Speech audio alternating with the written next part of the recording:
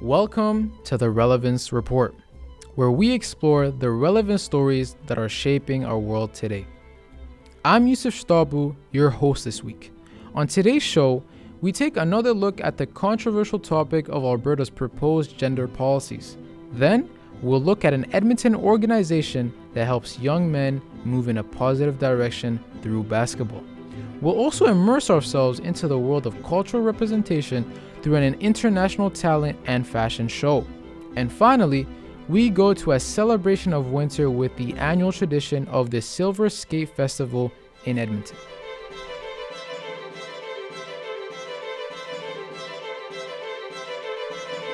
Alberta Premier Danielle Smiths has announced new policies directly affecting queer youth, with schools requiring parental consent before their child can change their name and pronoun. People are left concerned about how this could affect the well-being of students. Trisha Solis sat down with Albertans to hear what they had to say about the new gender policies and how they will impact students and teachers. Alberta's Premier Danielle Smiths has announced new policies that are directly affecting the LGBTQIA+ community, specifically the youths. The UCP's government policies on sex, education, and parental rights include requiring parental consent for students under age 15 who wish to change their name or pronouns at school. Students who are 16 and 17 do not need consent, but the schools are required to notify their parents. I feel like some students who identify as something else other than their given name or chosen pronoun would feel more like themselves. And some kids at home would probably feel unsafe if their parents, who are opposed to the idea of homosexuality, were to find out. As a parent, Gerald Diaz voiced that the government has no place in telling a child that they cannot make their own decisions regarding their identity. I personally think that the government should have no say in children's decisions regarding their chosen name or pronoun. Diaz is not the only one concerned about the proposed policy's negative impact on children.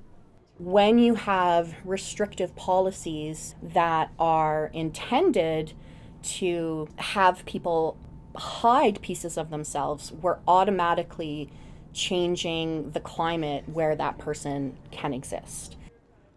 That was Jessica Scalzo, the program coordinator for McEwen Center for Sexual and Gender Diversity. Jessica says that the policy will impact not only students' sense of identity, but also their ability to learn in class.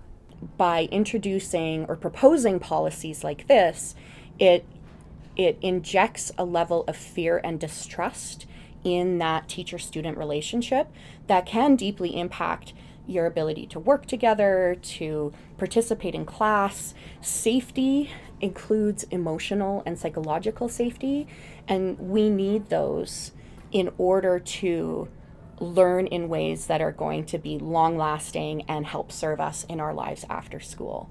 So anything that puts that relationship in jeopardy will have an impact on students' learning and growth.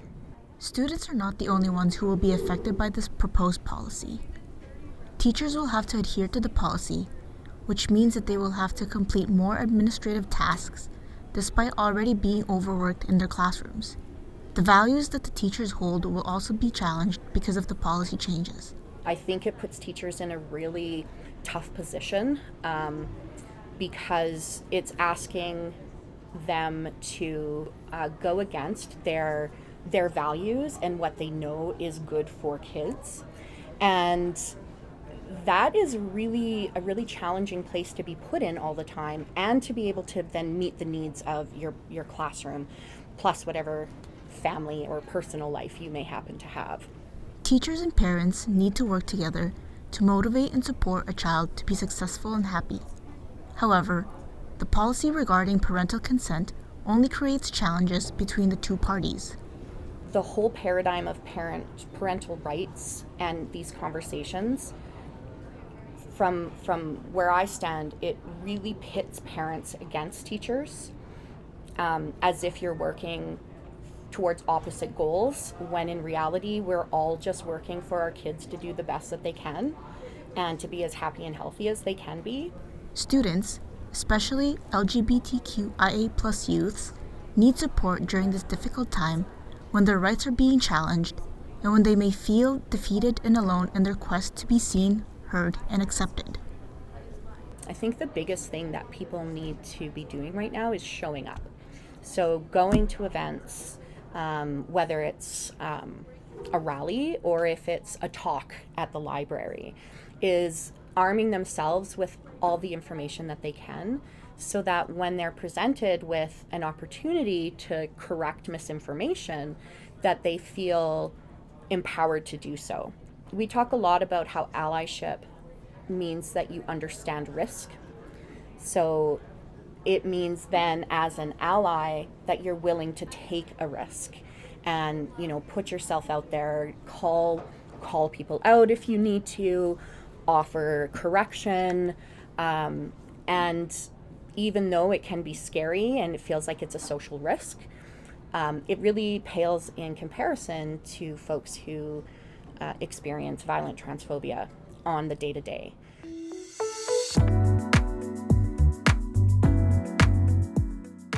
Edmonton Brothers Basketball, or as it's known, EBB, is an organization that helps young men move in a better direction.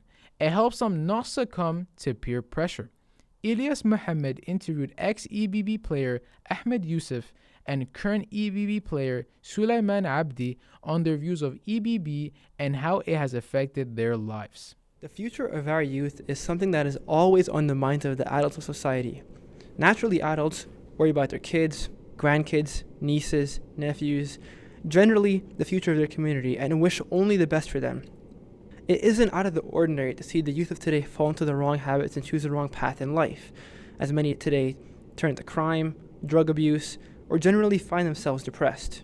The organization Edmonton Brothers Basketball, or EBB, helps to aid the youth in this regard and acts as a beacon of hope and guidance for the youth in Edmonton today.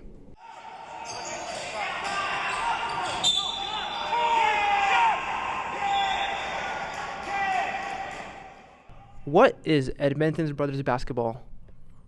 So Edmonton Brothers Basketball, also known as EBB, is a social non-profit organization, and it aims to bring together young adults in the community, much like the name suggests.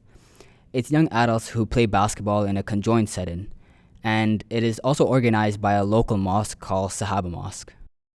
EBB has a variety of benefits geared towards the youth specifically, and can really help push the youth onto a better path in life.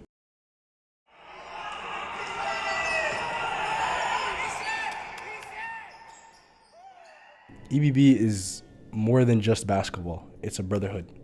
Its main focus, its main goal is to keep kids busy for the right reason. Smoking and drinking, all that sort of stuff, instead of having bad habits, you have a proper outlet, right? So for these younger athletes, these younger students, these younger individuals, these younger Muslims and minority groups as well, it's helping them, not just Muslims, but it's just helping all individuals, have a solid connection all around. Take it from the players themselves on how it helped them out. Now, how did EBB affect you as an ex-player? Me personally, I've made a lot of good friends long term, which gave me a lot of opportunities. I also used to be a bit overweight, as suggested by my BMI score, but enduring myself in this organization impacted my health for the better. It also helped me lose weight. On top of that, I also improved in basketball, and I can play better now with the competition levels they have in that setting. It helped me with my social skills, right? Helped me know how to talk to people, helped me make friends, helped me improve as a basketball player, helped me show different levels of competition. And thankfully, it seems like the only way is up for EBB. Their goal is actually trying to go across different parts of North America. They are planning on going to BC, Toronto, and then down in the States, Seattle, Portland, Minnesota. So they're trying to expand out there to different places and, create a nationwide brotherhood.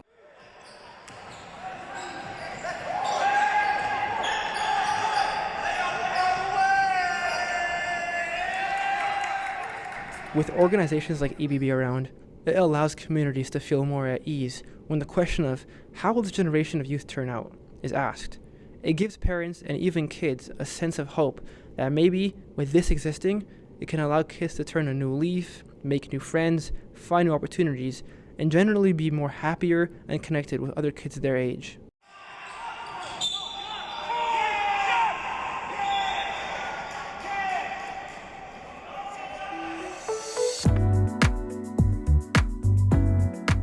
In celebration of International Development Week back in February, Norquest College dedicated its annual International Talent and Fashion Show to its students and community. Performances, music, and fashion were the staples of representing a variety of countries from around the world with the goal of sharing this experience in unity and the embracement of diversity. Christina Felker tells us about how the show went. The annual International Talent and Fashion Show at Norquest College in Edmonton was hosted for its students, staff, and community. Known as a melting pot of cultures, it gave stage to students and people from various ethnicities and cultures to showcase, celebrate, and represent their countries through the art of fashion, music, and performances.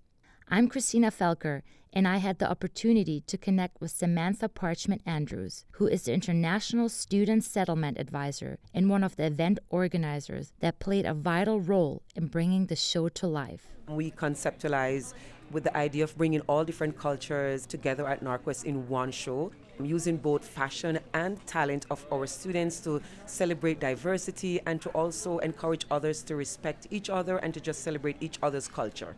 There are many things that brings us together, and I think music, talent, fashion are some things that are similar across different cultures. We started planning actually from November, started getting the message out to students who would like to participate. We wanted diversity. We wanted a lot of other persons to come in and showcasing the countries, not just the flag, but also different scenic places of each country. We decided to do that. I love this type of event for our students because it not only just encouraged them to be bold and to be brave on the stage, but to embrace their cultural identity and to be proud of who they are and where they're from. I love that, and I love to see students showcasing their talent. It's a passion of mine to just bring out students' creativity. So we have more countries. This time we had different countries that did not participate last year that was here this year, and countries that participated last year too also wanted to join again. They said they felt really good, showcasing their country and being proud of who they are. So that concept actually came from McHugh, and we collaborated, and from that then we just continued with the show. Some of them came, I would like to do this next year. I want to represent my country. I want to get more people involved. So I think it builds community too. I've seen a lot of different persons from different countries taking pictures together, and that's also the concept, right? To have persons just embracing each other's culture and to just come together like one melting pot and just make it one show. It's very important for Edmontonians to know because we're all different. But yes, we're similar in some things, so it's good to embrace differences. But if we come together, it can be one spectacular show. Alongside Samantha, Nicholas Martin has also contributed greatly to the shaping and success of the International Talent and Fashion Show at Norquest. Both Samantha and Nicholas have represented their cultures during the event. I'm from Argentina, South America, so we gather some other students from South America, Colombia, Chile, and we perform salsa. Salsa is very typical kind of dance that kind of put all South America together. For me, super important. On one hand, it's showing the place where I come from. It's being able to show a little bit of my culture, my history, and you're sharing with a lot of students and some staff at Norquest that they have amazing backgrounds, and you can see a little bit of everywhere in the world. That's why it's so important to perform there, see other performance, see that all that diversity we have encompassed here. The diversity, I think it's the main thing here. I came as an international student, and Canada has opened a lot of doors for me. It's the same thing for most of the students. So understanding Canada is this multicultural mosaic of people from everywhere. Having that talent and fashion show allow us to put all of that together in one day and kind of show the world that we can live together. I learned something from a culture I thought I already knew everything. There were some students from Mexico, And they were using some attire that I never saw. And then they explained me it's from one very specific part. And it's wonderful how you can always know something new from something you thought you already know everything, and there is something new to learn. So we started working with McEwan last year, and we make the first talent and fashion show together here at Norquest. This year they couldn't make it, so we made the show by ourselves. But the idea born from there, and the expectation is going higher and higher because putting all these student staff, all these people together in one celebration. Stephanie Perez, originally from Uruguay, is a student at Norquest and shared the experience she had this year participating at this event and representing her country. Being part of this is amazing because you can interact with different people from different countries and learn a lot from their cultures. It is something that I am not accustomed to see these kind of things in my country, so we don't have to behave differently. You feel comfortable here. This was a glimpse inside the International Talent and Fashion Show at Norquest College. We witnessed the beauty of cultural exchange, diversity, and the celebration of cultures from around the world. I'm your host, Christina Felker, and stay tuned until next time for more stories.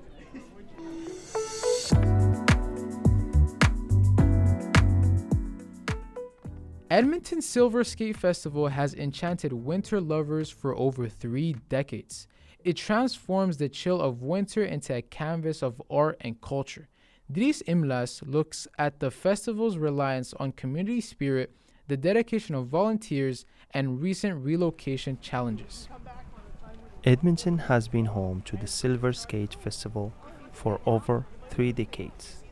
This celebration of winter showcases the resilience of a community that not only embraces the cold but turns it into a canvas for artistic expression and cultural exploration. I'm Dries Imlas, and I will be your guide as we delve into the heart of this iconic festival. To kick off our journey, I spoke with the organizer, Erin Delaredo, who has been an integral part of the festival for 18 years. Let's hear how the festival's success relies on the strength of its community and the dedication of its volunteers. Our community, it's our volunteers, it's our community partners. We're really excited that we're able to showcase and share our winter story. Bring in Nemeo in here, right? The Canadian military has a very storied history with the city of Edmonton. In World War II, I believe, I think Edmonton had a population of 15,000 and 5,000 of our men went to fight in the war. And they all came from Nemeo. So sharing that winter story, sharing the stories and, sharing our winter prairie stories, the community coming on board, wanting to showcase and celebrate what they find really important about winter. Our artists that are willing to embrace the challenges of creating. We just talked about the beautiful snow carvers and that ephemeral art form and how it manifests, which is absolutely beautiful. Then we've got our we're standing here in our heritage village, and I've got one of the most iconic teepees in Edmonton standing behind me right now, and I hope that people can come down and look at the Ben Calf Robe teepee. It's evident that the spirit of community fuels the festival's success. Now, let's shift gears and explore the Silver Skate Festival, particularly the Heritage Village section, where we'll hear from the organizer, Josh Longdo, inquiring about the number of individuals required for seamless event execution, the duration of the planning process, and the festival standout area. Josh responds, There's probably at least 50 to 80 staff and volunteers that kind of circle through this area. Some of the planning for this event starts as far back as 6, 7, 8 months ago. My planning for this area started probably 4 months ago, November, December. So yeah, we're talking months and months of work. And some stuff's already on the rollout for next year too. So sometimes it takes a year to many, many months to get these things rolling. Well, I'm a little biased and say my area here, the Heritage Village, but the folk trail is also really, really cool, which happens in the evening. It's got all these little short plays that get acted out in front of people's eyes. Mel Wolfinger, Folk Trail Technical Director, shares insights into the festival's history and the reasons behind its recent relocation. Let's reveal the story behind this move. So Silver Skate has been providing like a unique cultural experience to Edmontonians for about 34 years now. It started mostly as a sports, skating particularly kind of festival, but a few key community members came in and saw the opportunity to expand it to be including more arts and culture, and it's sort of grown into what it is today. Hawrelak Park is currently undergoing a bunch of infrastructure repairs, and they're kind of redoing the whole park itself. And the decision was made not to close it for a 10-year plan to still allow festivals to operate within the park, just in selected areas. But the city instead wanted to try and close all of it for 3 to 5 years, I believe, displacing many festivals, not just Silver Skate. And I'm not holding my breath on that. I suspect we'll be out of there for 6 years, which breaks my heart, but we'll see. Change can be challenging, but it's essential for growth. Now, let's hear from someone who has been part of the festival since childhood.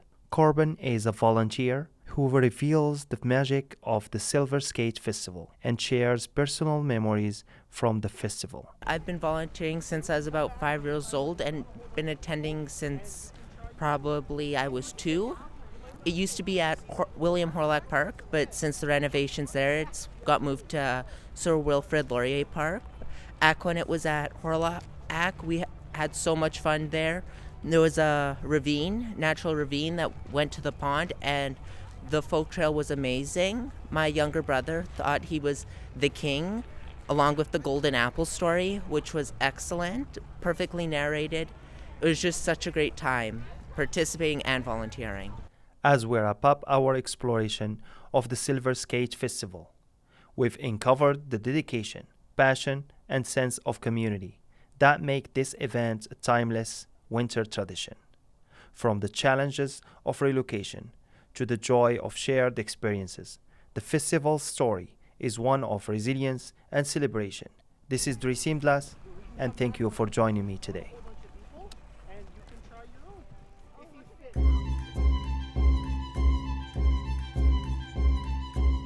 Thanks for joining us for the Relevance Report. This week's episode was produced by Christina Felker, Dries Imlas, Ilyas Mohammed, and Trisha Zolis. The show was edited by Ilyas Mohammed. The show's supervising producer is Sheena Rossiter. Additional studio supervision by Sasha Stanojevic. This podcast is produced as part of the BCSE 325 Radio News and Documentaries course in the winter 2024 semester. The course is part of the Bachelor of Communication Studies program in the Department of Communication at MacEwan University. The show was edited and produced out of the MacEwan Media Production Studio. Our theme music is called Buzzing by Kaylee Lambert. Additional music on this episode is Better Day by Penguin Music, found on Pixabay. Logo design for this podcast is by Sasha Stanojevic. And I'm Yusuf Stabu, your host for this week's episode. This podcast was recorded on Treaty 6 territory, the traditional and ancestral territory of the Cree, Dene, Blackfoot, Saulteaux, and Nakota Sioux. We acknowledge that this territory is home to the Métis settlements and the Métis Nation of Alberta, Regions 2, 3, and 4 within the historical Northwest Métis homeland. Don't forget to subscribe to the Relevance Report on Apple Podcasts, Spotify, or wherever you get your podcast. And if you like what you heard, please leave us a review and rating. It helps people find the show. Please join us next week when we report the relevant stories that are shaping our world.